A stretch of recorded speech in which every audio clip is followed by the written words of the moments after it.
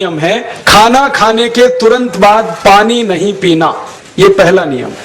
आप बोलेंगे ये तो बड़ी मुश्किल बात है, खाना खाते ही पानी पीते हैं हम तो सबके सब, और बिना पानी पिए खाना ही नहीं खाते। कई लोग तो खाने से ज्यादा पानी पीते हैं, खाना कम खाते हैं, पानी ज्यादा पीते हैं। ये खाना खाने के बाद पानी कभी भी नहीं पीना, क्योंकि महर्षि भागवत कहते हैं भोजनांते विषम वारी, माने भोजन के अंत में पानी पियो तो जहर के पीने के जैसा है। इसलिए वो कहते हैं कभी भी खाने के तुरंत बाद पानी मत पियो।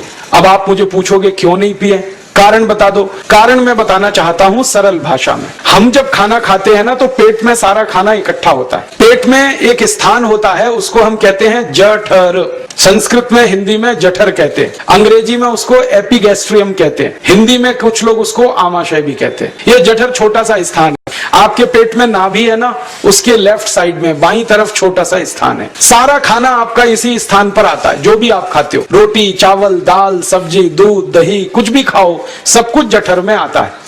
अब जठर में जैसे ही खाना इकट्ठा होता है तो उसमें आग जलती है, और उस आग को कहते हैं जठर अग्नि, मिला के बोल देते हैं जठराग्नि। आप जैसे ही खाना खाते हो पेट में जठर में अग्नि जलती है, वो अग्नि खाने को पचाती है, और अग्नि खाने को ऐसे ही पचाती है जैसे रसोई घर की अग्नि खाने को पकाती है। आपके रसोई घर में आप अग्नि जलाओ, उसके ऊपर दूध रख दो, दूध में थोड़ा चावल डाल दो, अग्नि जब तक जलती रहेगी खीर तब तक बनती रहेगी। आप घर में अग्नि जलाओ, उसके ऊपर पानी रख दो, उसमें दाल डाल दो, दाल की पकने की क्रिया तब तक चलेगी जब तक अग्नि जलेगी। ऐसे ही पेट में होता है, जैसे ही आपने खाना खाया पेट में अग्नि जलती है, और जब तक अग्नि जलती है तो खाने के पचने की क्रिया चलती है। जैसे रसोई घर में खाना पकाते हैं वैसे ही पेट में भी खाना पकता है, इसी को हम पचने की क्रिया कहते हैं, अंग्रेजी में उसको डाइजेशन कह देते हैं। तो आपने खाना खाया, पेट में अग्नि जल गई, अब वो खाने को हजम करेगी, पचाएगी।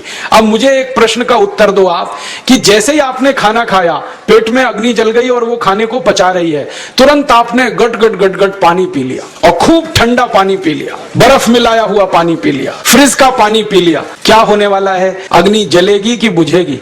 अग्नि के ऊपर पानी डालो तो अग्नि और पानी की दोस्ती नहीं है, दुश्मनी है। पानी अग्नि को बुझा देता है। तो आपने खाना खाया, अग्नि जली, पीछे से गट गट पानी पी लिया, अब अग्नि शांत हो गई, अब खाना पचेगा नहीं, तो वो पेट में पड़ा पड़ा सड़ेगा, और सड़ा हुआ खाना 100 से ज्यादा विष पैदा करेगा, और वो 100 विष आपकी जिंदगी को नरक बना देंगे, और जिंदगी भर आप बीमार पड़े रहेंगे। आपको मालूम है, कई लोग कहते हैं मुझे पेट में बहुत गैस बनती है।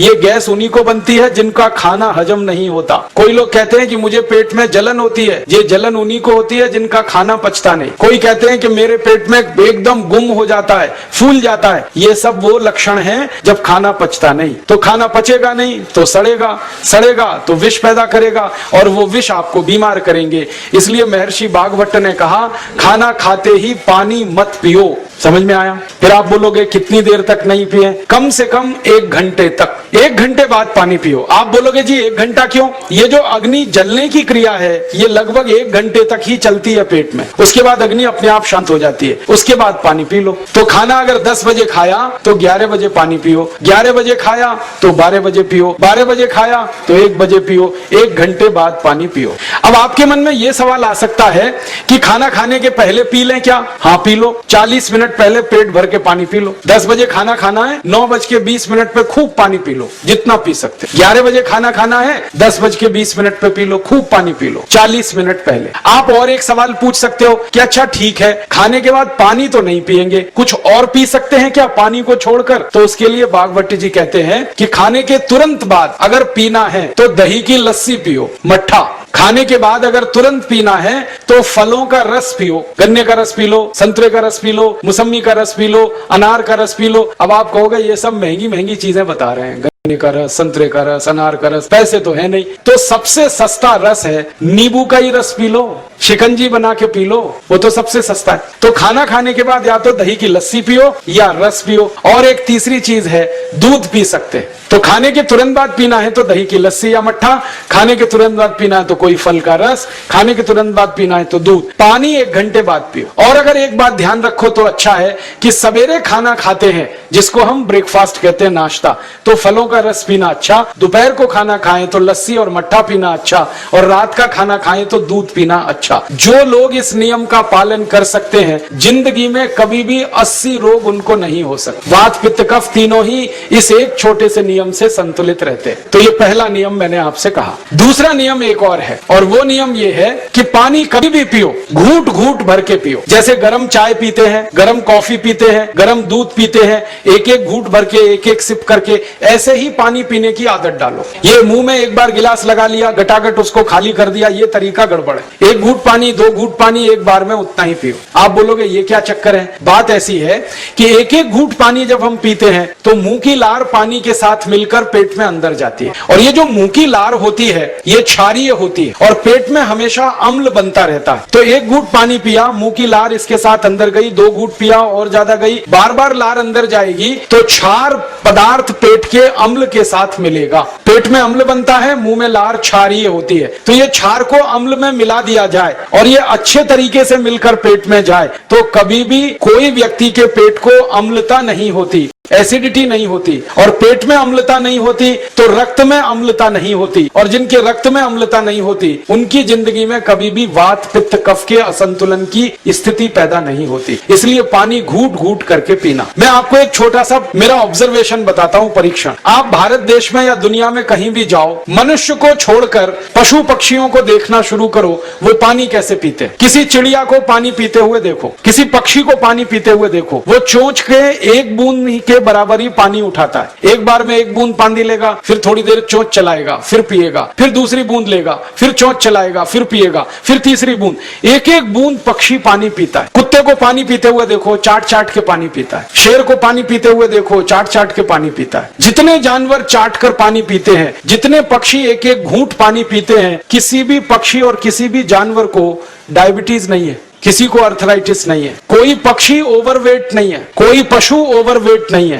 वो सब स्लिम और ट्रिम है, क्योंकि वो इतने होशियार हैं, पानी चाट के पीते हैं या घूट घूट करके पीते हैं। अब मुझे ये हैरानी होती है कि ये पशु पक्षियों को कौन सिखाता है? वो अपने जन्म से ये ज्ञान सीख के आते। उनका कोई गुरु नहीं है, उनका कोई विद्यालय नहीं है, उनके कोई प्रशिक्षण शिविर नहीं लगते, फिर भी उनको इतनी अकल है कि पानी घूट घूट पीना। और हम ये मनुष्य जिनके इतने गुरु, इतने विद्यालय, इतने कॉलेज, सीखने वाले, सिखाने वाले, और हम मूर्खों के मूर्ख घटाघट पानी पीते रहते। तो पानी पीने का तरीका बदल दो, घूट घूट भर के पानी पियो। ये दूसरा नियम है। तीसरा नियम है कि जिंदगी में कितनी भी प्यास लगे, ठंडा पानी कभी मत पियो। बर्फ डाला हुआ पानी, फ्रिज में रखा हुआ पानी, वाटर कूलर का पानी जिसका तापमान बहुत कम है, ये कभी मत पीना। क्यों? क्योंकि शरीर आपका गर्म है और पानी ठंडा है। अब होता क्या है वो मैं समझाता हूँ सरल भाषा में। पेट तो गर्म है, अब इसमें ठंडा पानी डाल दिया आपने तो अंदर झगड़ा होता है। और झगड़ा क्या होता है? या तो पानी पेट को ठंडा करेगा या पेट पानी को गर्म करेगा। अगर पानी ने पेट को ठंडा कर दिया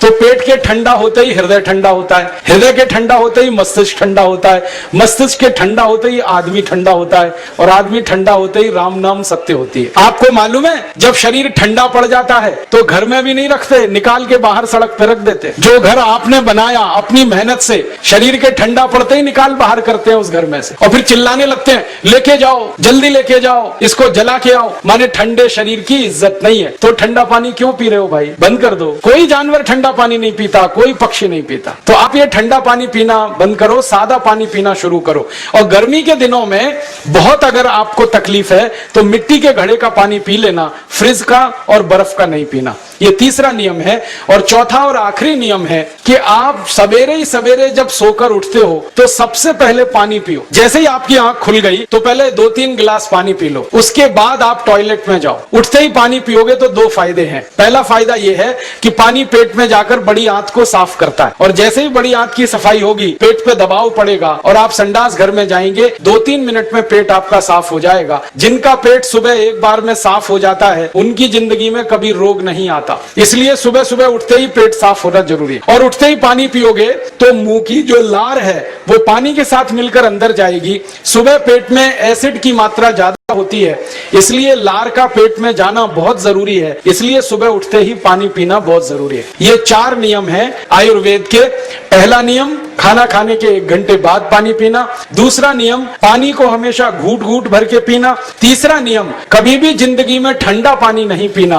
और चौथा और आखिरी नियम, सवेरे उठते ही सबसे पहले पानी पीना। 4 नियमों का पालन जो भी अपने जीवन में कर सकता है वो वात पित्त कफ तीनों को संतुलित रख सकता है। और जिसका वात पित्त कफ संतुलित है उसके जीवन में बीमारी नहीं आती है। और जो बीमार नहीं पड़ते हैं वो स्वस्थ और तंदुरुस्त और सुखी रहते हैं। उनकी जिंदगी का खर्चा कम होता है और देश का भी बहुत सारा पैसा बचता है। आपको शायद मालूम है या नहीं, 1 साल में हम जब बीमार पड़ जाते हैं भारतवासी, तो साल का करीब 6 लाख करोड़ रुपया हमारा खर्च हो जाता है उन बीमारियों का इलाज करने। इसलिए इतना पैसा फालतू में हम खर्च करें हर साल 6 लाख करोड़, ये बहुत बड़ी रकम है। इससे बेहतर ये है कि हम बीमार ही नहीं पड़े और स्वस्थ रहें, सुखी रहें। और ये 6 लाख करोड़ का जो खर्चा हम करते हैं बीमार पड़ने पर, अक्सर ये एलोपैथी की दवाएं खाने में खर्च होता है। और जो एलोपैथी की दवाएं हम खा रहे हैं, जैसे paracetamol, Baralgan, butazone, oxyphenbutazone, aspirin, Disprin, Novalgin, ये सब ऐसी खराब दवाएं हैं जो दुनिया के देशों में 20 साल पहले बंद हो चुकी हैं, भारत में धड़ल्ले से बिक रही हैं